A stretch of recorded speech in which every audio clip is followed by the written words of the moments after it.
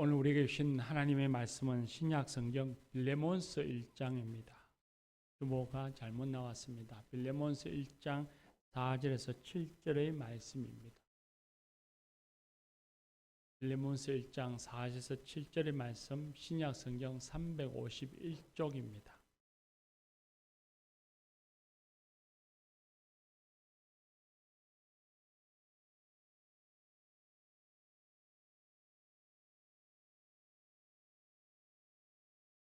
빌레몬서 1장 4절에서 7절의 말씀입니다. 이것은 하나님의 말씀입니다. 이제 하나님의 말씀을 경청하겠습니다. 내가 항상 내 하나님께 감사하고 기도할 때에 너를 말함은 주 예수와 및 모든 성도에 대한 내 사랑과 믿음이 있음을 들음이니 이로써 내 믿음의 교제가 우리 가운데 있는 선을 알게 하고 그리스도께 이르도록 역사하느니라.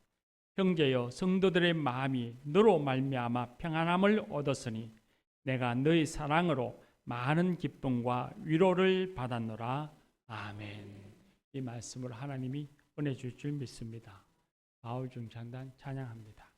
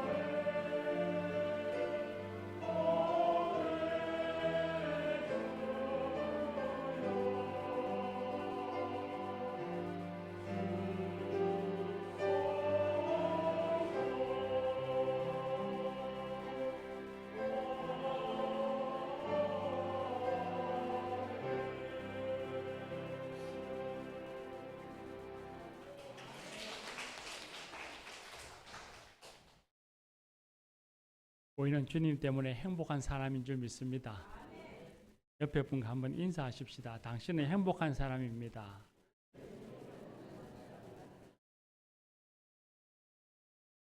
할렐루야. 예수님께서 12제자를 데리고 예루살렘에 올라가시는 길이었습니다.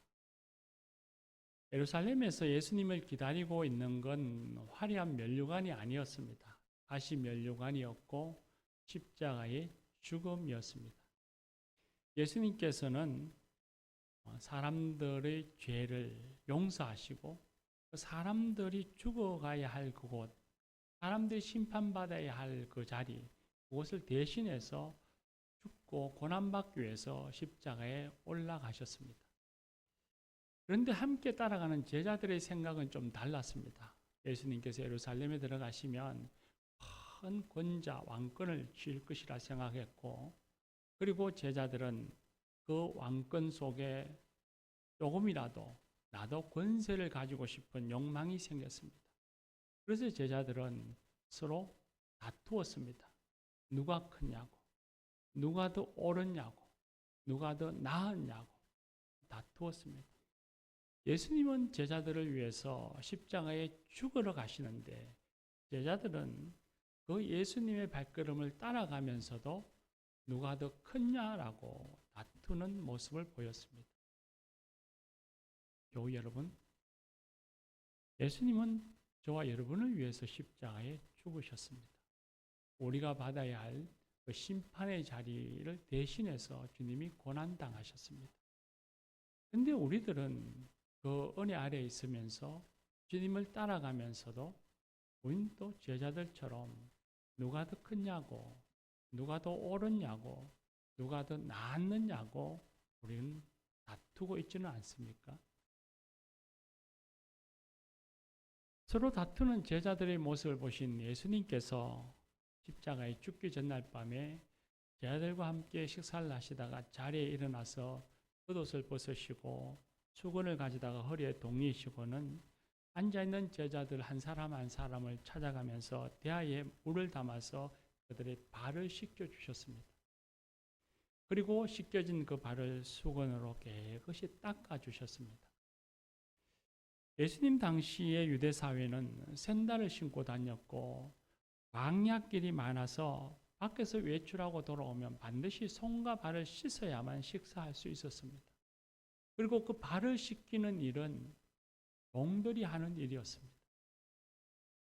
예수님은 분명히 제자들로부터는 선생님이고 주라고 고백받는 분이었습니다. 그런데 예수님께서는 종이 하는 일, 그 일을 제자들을 위해서 하셨습니다. 제자들의 발을 친히 손으로 씻기시고 그 물이 젖은 발들을 수건으로 닦아주셨습니다.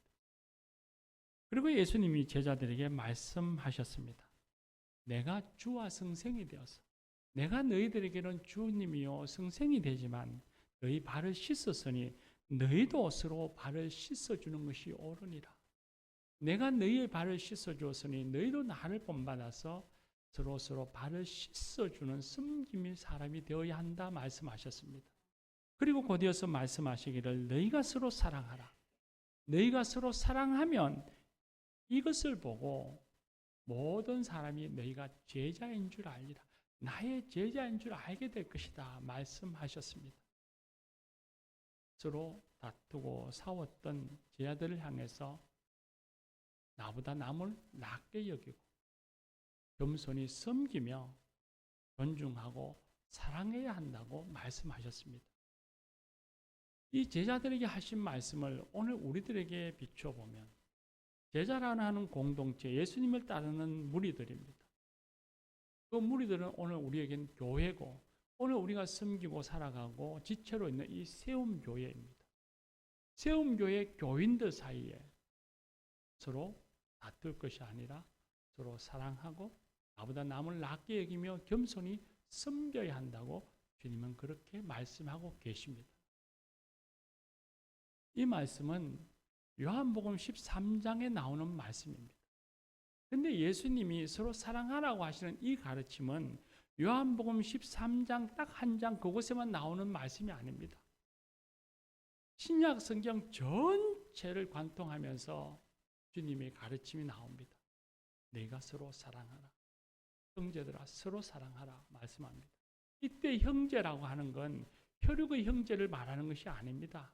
교회 안에 있는 믿음의 형제들입니다. 남성만을 이야기하는 것이 아니라 자매든 형제든 모든 믿음의 사람들을 가리켜서 서로 사랑하라 하셨는데 이 가르침이 신약 성경 전체를 관통합니다. 바울 사도는 로마서에서 형제를 사랑하여 서로 우애하고 존경하기를 먼저 하며 믿음이 강한 사람은 약한 사람의 약점을 담당해야 한다고 가르쳤습니다. 고린도서에서는 사랑이 없으면 산을 옮길 만한 믿음이 있어도 아무것도 아니요. 내 있는 모든 것을 다 주어서 구제한다 할지라도 사랑이 없으면 아무 유익이 없느니라 하시면서 무엇보다도 사랑하기를 힘쓰라고 촉구했습니다. 에베소에서는 예수 그리스도께서 십자가의 죽으심으로 이방인과 유대인 사이에 가로막힌 담을 헐어버렸으니 사랑으로 함께 교회를 세워야 한다고 가르쳤습니다. 빌립보서에서는 서로 사랑하여 한 마음을 가지라 하셨고 나보다 남을 낫게 여기라 하시면서 특별히 예수님의 마음을 본받아서 겸손하라고 말씀하셨습니다. 골로새서와 데살로니가서에서는 믿음의 형제들을 위해서 서로 기도하고 이웃을 구제하되 더욱 믿음의 형제들에게 그리해야 한다고 가르쳤습니다.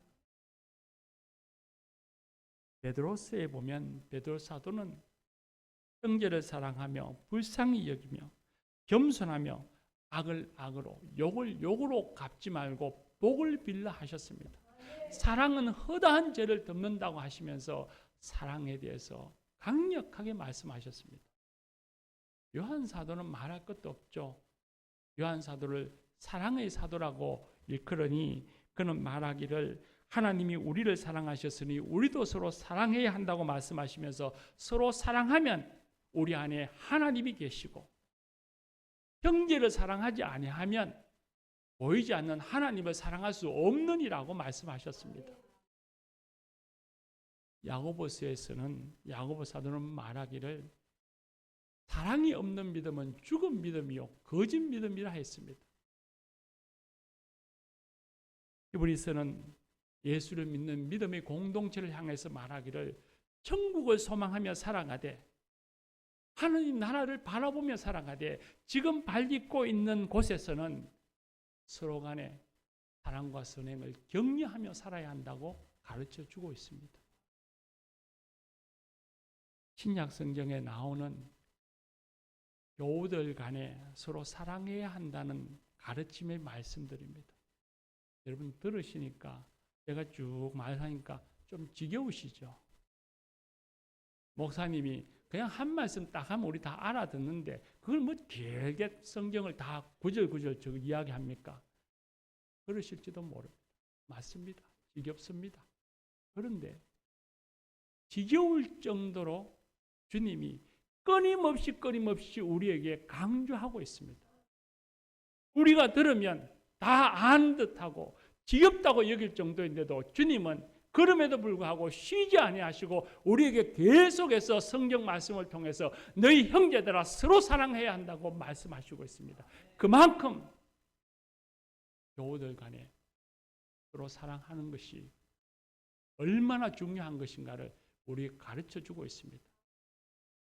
그냥 해도 되고 안 해도 되고 교회 왔다가 예배드리고 집에 가면 되고 교우들 간에 좀 불편한 일이 있으면 외면하고 얼굴 안 보면 되고 또 좀 뭔가 탐탁지 않으면 마음에 꽉 망대기 하나 쥐고 있어도 앞에서 볼 때는 웃고 뒤에 돌아서서는 비난하고 흉보며 살아도 된다는 말씀은 절대 아닙니다. 그렇다면 그래도 된다면 예수님이 주님께서 지겨울 정도로 우리에게 성경을 관통하시면서 끊임없이 말씀하셨겠습니까? 형제들 간에 서로 사랑한다고 하는 것은 해도 되고 안 해도 되는 일이 아니라 우리가 반드시 이루어가고 행해야 할 하나님의 가르침이요 신앙인의 삶이라는 것입니다. 오늘 우리가 읽은 말씀에 보면 이런 주님의 가르침에 순종해서 교회의 평화를 이룬 한 사람을 만날 수 있습니다. 그 사람은 골로새 교회에 섬기는 빌레몬이라는 사람입니다. 오늘 우리가 읽은 말씀에 보면 5절에 주 예수와 모든 성도들에 대한 사랑과 믿음이 있음을 내가 들음이라고 바울이 말합니다. 또 7절에 보면 마지막에 내가 너희 사랑으로 많은 기쁨과 위로를 받았다고 했습니다.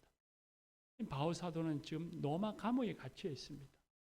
그런데 인편으로 들려오는 소문이 골로새 교회 소문을 듣는데 그 골로새 교회에 빌레몬이라고 하는 사람이 있어서 그가 행하는 그 모든 신앙의 모습이 참으로 감옥에 갇혀 있는 내게 기쁨이 되고 위로가 되어졌다.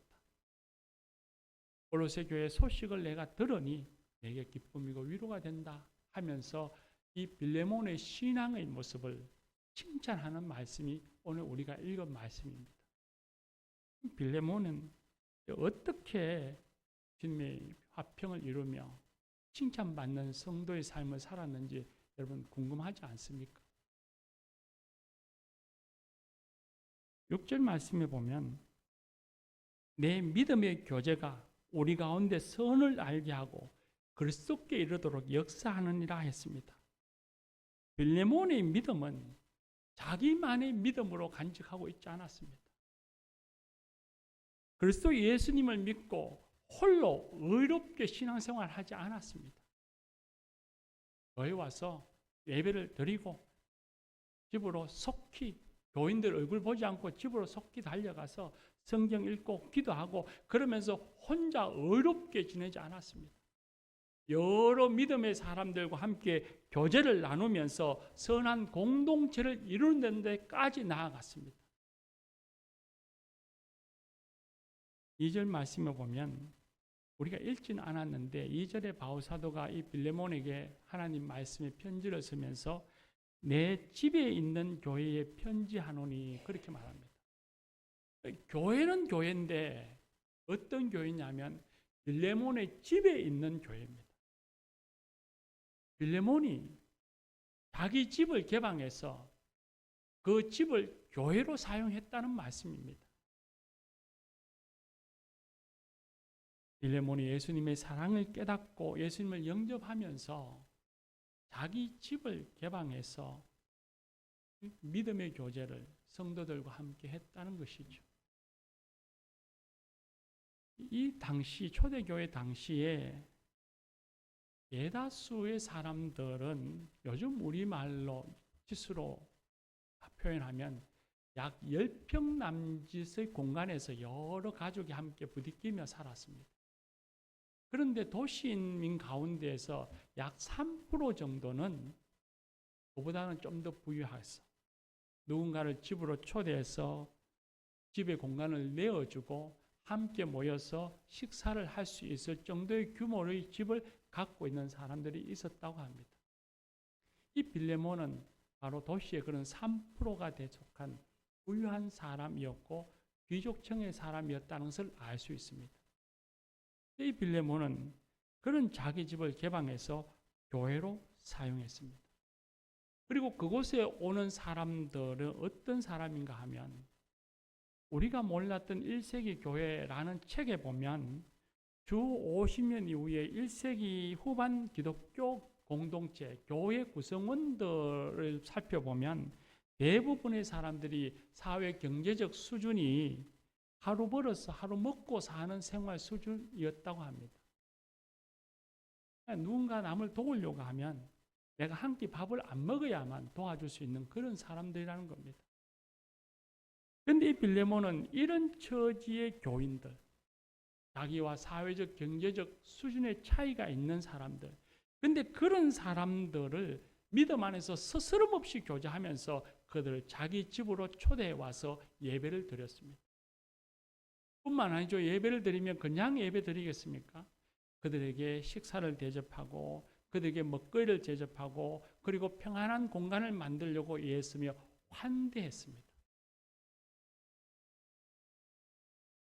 이 일이 쉬웠을까요? 아무리 부유한 사람이라 할지라도 1년에 한두 차례 정도는 한 20여러 명의 사람들을 집으로 초청해서 함께 식사를 나누고 함께 담소를 나누고 즐거운 시간을 가질 수 있을 것입니다. 그런데 매주일 20여 명의 사람을 자기 집으로 초대해 와서 그들과 함께 예배를 드리고 그들에게 먹거리를 제공하고 그들에게 쉼을 제공하고 그렇게 하는 것이 부유하기 때문에만 할 수 있는 일일까요? 결코 그렇지 않을 겁니다. 빌레몬은 마음으로 주님을 사랑하지 않았습니다. 빌레몬은 입으로만 교인들을 사랑한다 말하지 않았습니다. 빌레몬은 사랑을 적극적으로 실천했습니다. 그로 인해서 어떤 일이 결과가 있어났는지 궁금하지 않으십니까? 오늘 우리가 읽은 말씀에 보면 6절에 내 믿음의 교제가 우리 가운데 선을 알게 하고 그리스도께 이르도록 역사하느니라 했습니다. 사회적, 경제적, 신분의 차이가 납니다. 우리가 그런 사람들하고 좀 불편한 가족, 가난한 사람들 만나면 잘 대화가 되지 않고 오히려 가진 것과 없는 것이 서로의 관계에 장벽이 될 때가 훨씬 많습니다. 그런데 이 빌레몬은 가진 것이 없는 교우들과의 장벽이 되는 것이 아니라 오히려 그 믿음의 교제를 통해서 교우들이 주님의 사랑을 알게 되어지고 예수 그리스도에까지 이르도록 나아가도록 했다는 겁니다. 이 빌레몬의 그 믿음의 교제와 사랑의 섬김이 교우들에겐 하나님께 나아가도록 하나님께 이룰 수 있도록 하는 다리가 되었다는 것입니다. 또한 7절 말씀에 보면 성도들의 마음이 너로 말미암아 평안을 함을 얻었다 했습니다. 이때 평안하다고 하는 단어 헬라가 아나파오입니다. 아나라는 말은 위로부터, 파오라는 말은 멈추다 하는 뜻입니다. 위로부터 멈추다, 하늘로부터 오는 평안이 그들에게 있었다는 말입니다. 이 빌레몬의 사랑의 섬김이 그곳에 있는 교우들에게 하나님의 평안을, 하늘로부터 오는 평안을 얻도록 했다는 것입니다. 빌레몬 한 사람의 믿음의 교제와 사랑의 섬김이 교우들의 신앙이 성장케 하고 제자들 많아지고 교회가 평안을 누렸다는 것이죠. 교우 여러분, 빌레몬의 이런 신앙의 모습을 우리가 닮아가야 하지 않을까요? 우린 그만큼 누굴 도울 만한 능력이 안 됩니다. 저는 그 부자가 아닙니다. 그렇게 말씀하실 수도 있겠죠. 그런데 믿음의 교제를 나누고 돕고 사랑하고 섬기는 것이 돈으로만 하는 것은 아니지 않습니까? 자신이 가지고 있는 달란트, 재능으로도 할 수 있고 자신의 시간, 마음을 내어서도 할 수 있고 심지어는 따뜻한 말 한마디가 누군가에게 위로가 되고 힘이 되어지는 교제가 되어지고 사랑의 표현이 될 수 있습니다. 그런 믿음의 교제와 사랑의 섬김을 통해서 누군가가 예수님에게 이룰 수 있는 다리가 되어준다면 그리고 누군가가 내 믿음의 교제와 사랑의 섬김을 통해서 하늘로부터 오는 평안을 얻을 수 있다면 이보다 더 감격스러운 일이 있을까요? 우리가 인생을 살아가면서 자랑할 일이 많겠죠. 그러나 그 중에서 내가 예수를 믿고 믿음 안에서 사랑 안에서 살아가면서 나 때문에 저 사람이 하늘의 평안을 얻었고 나 때문에 저 사람이 예수님을 만났고 주님에게 이르도록 믿음이 성장하여 주의 제자가 되었단다. 이보다 더 큰 자랑이 있을까요? 이보다 더 큰 자부심과 기쁨이 있을까요? 반대로 한번 생각해 보면 믿음과 사랑을 실천하지 않으면 누군가를 주님께로부터 나아가도록 하는 것이 아니라 주님께로부터 멀어지게도 할 수 있고, 사랑을 실천하지 않으면 평안을 누리게 하는 것이 아니라 마음에 영원히 잊혀지지 않을 상처를 남길 수 있는 악을 범할 수 있다는 사실을 우리는 잊지 말아야 합니다. 믿음의 교제와 사랑의 섬김이 주님이 가르쳐 주신 그 가르침, 성경이 우리에게 말씀해 주시는 그 가르침, 그걸 순종하며 나아가는 참된 신앙인의 모습 아닐까요? 빌레몬은 오늘 읽은 말씀 외에 또 하나의 우리가 놀라워할 만한 그런 아주 놀라운 강적스러운 사랑을 실천합니다. 8절 이하의 말씀에 나오는 것인데요, 우리가 잘 아는 말씀이죠. 빌레몬은 자기 집에 종으로 있던 오네시모가 자기의 귀중한 것을 갖고 도망갔는데, 그 도망간 오네시모를 용서하고 믿음의 형제로 받아들입니다. 자기 집에 종으로 있던 오네시모가 무엇을 훔쳐갔는지는 정확하게 알 수 없으나 돈이거나 귀중품일 겁니다. 그걸 갖고서 도망가서 로마에 갔는데 또 무슨 연유인지는 모르지만 그 오네시모가 감옥에 갇혔습니다. 근데 다행스럽게도 그 감옥에서 바울사도를 만납니다. 바울사도가 그 오네시모에게 복음을 전하니 오네시모가 마음을 열어 예수님을 영접하고 믿음의 사람이 되었습니다. 그때 바울사도가 빌레몬에게, 주인 되는 빌레몬에게 편지를 씁니다. 이 오네시모가 예수를 영접하고 나와 같은 믿음의 형제가 되었으니 오네시모를 부디 용서하라. 그리고 나와 함께 다니는 동력자가 될 수 있도록 허락해 달라고 부탁합니다. 여러분, 그 부탁을 들으면 어떠하시겠습니까? 당시의 종이라면 엄청난 재산입니다. 요즘으로 하면 다이아 하나 주면 안 되겠습니까? 그리고 종으로 있던 사람이 자신의 귀중한 것을 훔쳐갔으니 그 마음에 괘씸한 것은 이루 말할 수가 없었을 겁니다. 그런데 이 빌레몬은 재산도 자신의 감정도 다 내려놓고 이 오네시모를 용서합니다. 그리고 믿음의 형제로 받아들입니다. 그 결과 무슨 일이 일어났는지 아시죠?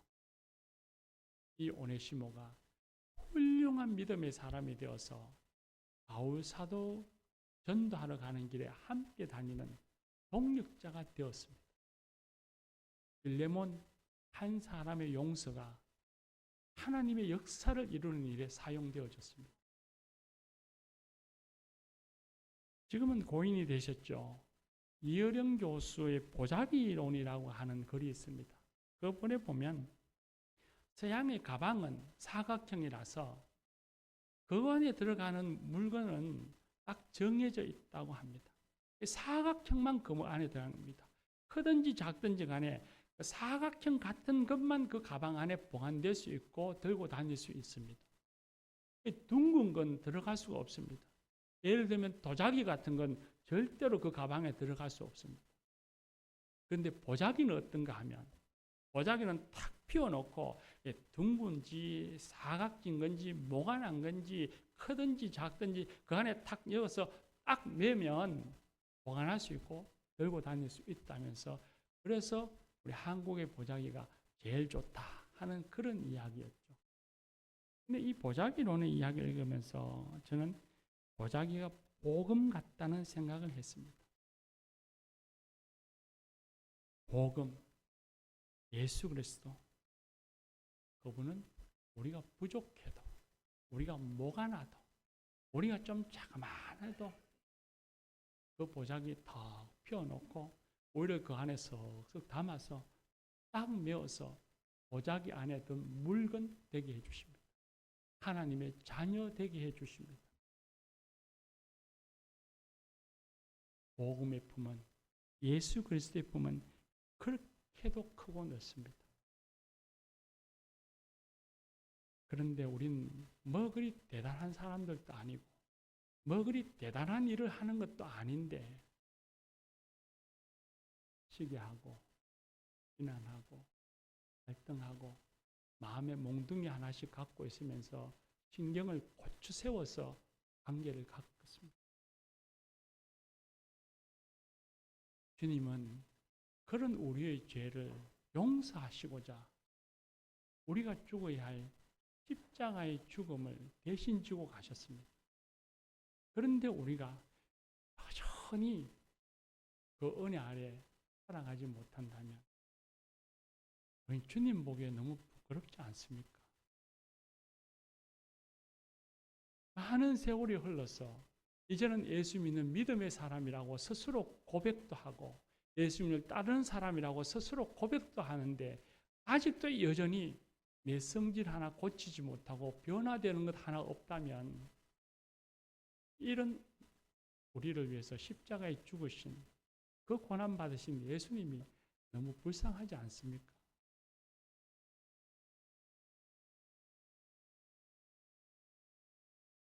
교회는 완전한 사랑을 구현하는 곳이 아닙니다. 사람들이 모여 있는 곳이 그렇게 될 수 있는 곳은 없죠. 그런데 교회는 꼭 하는 것이 있습니다. 우리를 위해서 십자가에 죽기까지 우리를 사랑해 주신 그 주님의 사랑을 배우는 곳입니다. 그 사랑을 배워서 그 사랑으로 교우들을 만나고 가족들을 만나고 이웃들을 만나며 그 사랑을 실천하며 살아가는 사람들이 바로 교인들입니다. 우리 안에 갈등이 발견되어질 때에 내 안에 미움의 마음이 생겨날 때에 여전히 치우지 못한 몽둥이가 있을 때에 주님의 사랑을 기억하고 그 사랑을 배워야 합니다. 보자기 같이 죄인된 나, 모나고 부족한 나를 그 보자기로 품이 안아서 보자기에 든 물건 하나님의 사람 만들어주신 그 사랑을 우리가 배워야 합니다.